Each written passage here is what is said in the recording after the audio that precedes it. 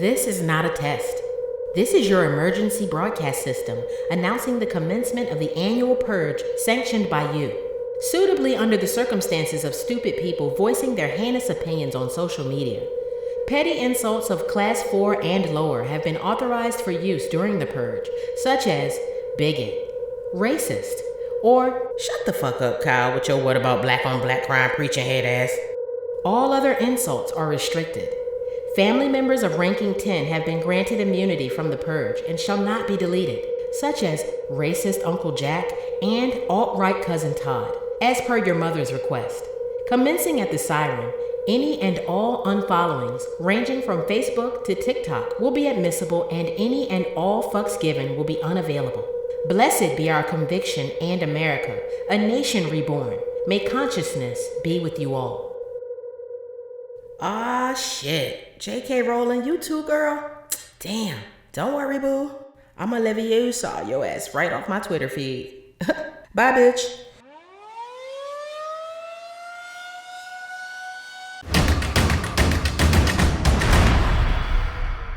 It's a touchy subject, but you know me, I just gotta touch it. Ooh, hey, stop that.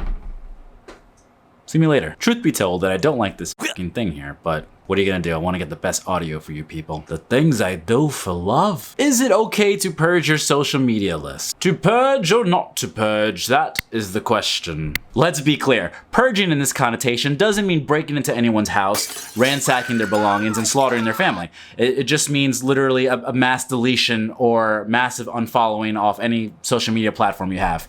Be that Instagram, Twitter, Facebook, TikTok. There are many reasons why people choose to purge their social media accounts. Maybe you're at that age where, your friends are having babies or raising kids and, every 2 hours they're posting a clip of the little cretin taking a shit. I've had people tell me that their friends have ugly kids and they're tired of seeing marshland creatures every day on their timeline. That's fucked up. Every child is a miracle marvel and is beautiful in its own unique way.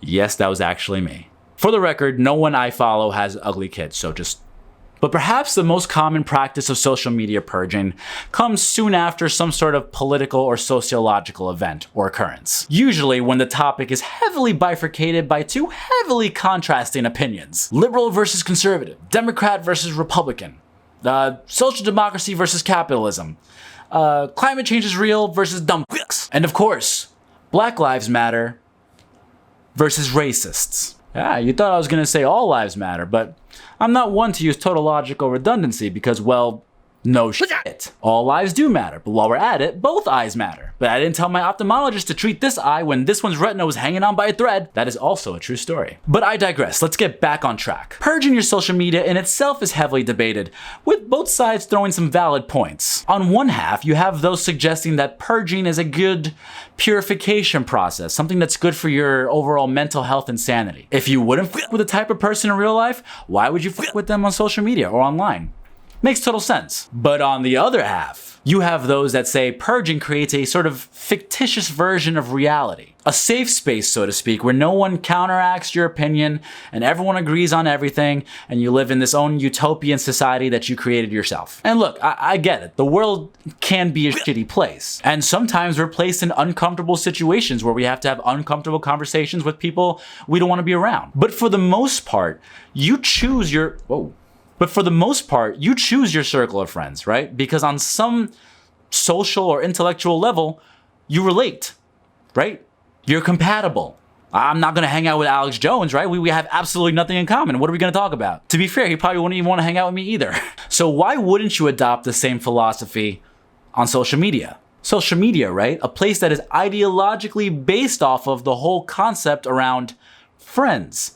And I'm talking about, going back to the early days on Zanga and MySpace and Top 8, right? Those are all friend lists. To this day, algorithms are built to push people and content in your direction, people and content that you f with. So you have every right to choose who you follow and who you don't follow. But then there are the social media intellects. Well, why don't you engage in healthy discourse? Perhaps you and the other person can teach and learn something from each other. Well, why don't you try educating them on the subject? And I get that too.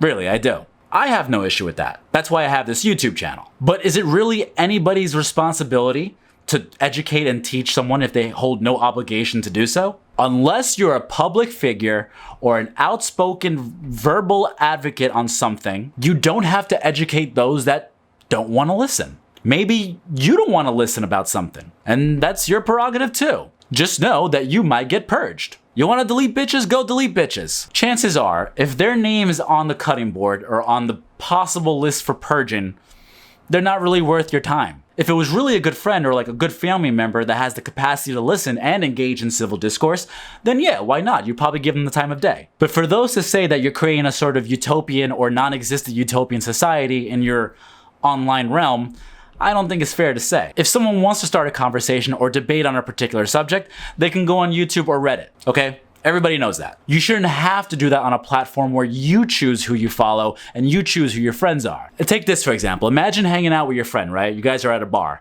and they come up to you and they say, hey, you see that kid over there? Yeah, that's Jared. He sat behind you in social studies class. He doesn't believe in climate change. He thinks it's fake news. Why don't you go educate him on the subject? Fuck you. And Jared too while we're at it, right? I mean, it really doesn't make sense. Some people are having full on like Mortal Kombat battles with people that they had a class with in the 7th grade. But alas, my opinion is a mere shrimp in a sea of boundless perceptions. But I'm curious to know what you guys think, because I'm all for civil discourse. I'm a social media intellect and I want to hear your opinion. What do you guys think about social media purging? Are you for it or against it? Why or why not? Is there something that I missed upon here?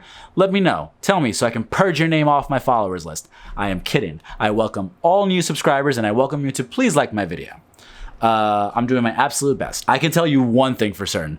I can disagree with someone on so many levels, but if they're harboring racism in any shape or form and they're well set in their ways, well then to you I say adios and peace. I wish you nothing but love and a torrential outpour of diarrhea, because Black Lives Matter, you racist piece of shit.